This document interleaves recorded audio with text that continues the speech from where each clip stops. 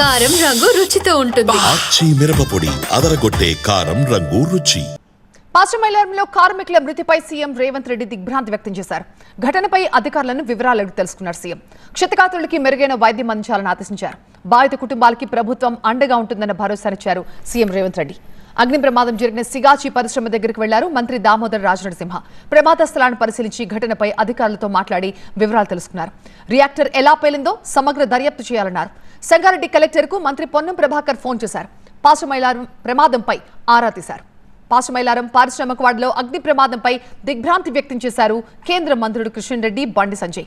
మృతుల కుటుంబాలకు ప్రగాఢ సానుభూతి తెలిపిన మంత్రులు బాధితులకి మెరుగైన చికిత్స అందించాలన్నారు. ప్రమాదానికి సంబంధించి బాధితుల బంధువులు ఏమంటున్నారో మా ప్రిన్సిపల్ కరెస్పాండెంట్ జ్యోతి మరింత సమాచారం అందిస్తారు.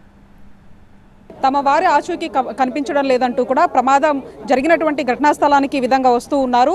అయితే ఒకళ్ళు సైంటిస్ట్గా లోపల ఒక క్వాలిటీ డిపార్ట్మెంట్కి సంబంధించినటువంటి నాగేశ్వరరావు వ్యక్తి కనిపించట్లేదంటూ కూడా ఒక మహిళ ఇక్కడికి వచ్చి అధికారులకు వివరాలు ఇచ్చింది. అది కాకుండా బాలకృష్ణ అని చెప్పేసి ఆ వ్యక్తి కూడా కనిపించట్లేదంటూ కూడా వాళ్ళ కుటుంబ సభ్యులు ఇక్కడ ఉండే ఆవేదన వ్యక్తం చేస్తున్నారు. కన్నీటి పర్యంతం అవుతున్నారు. అసలు ఏ టైంకి ఇక్కడికి వచ్చారు, ఏంటి, అసలు అధికారులు ఏం మాట్లాడుతున్నారు అడిగి తెలుసుకుందాం. అమ్మ, ఎవరు బాలకృష్ణ, ఏమవుతారు మీకు? భర్త అండి. ఇక్కడ అంటే అధికారులు చెప్పారు, డీటెయిల్స్ ఇచ్చారా మీరు? ఇప్పుడు ఇచ్చామండి. ఎప్పుడు తెలిసింది ఈ విషయం మీకు? 10 గంటలు తెలిసిందండి.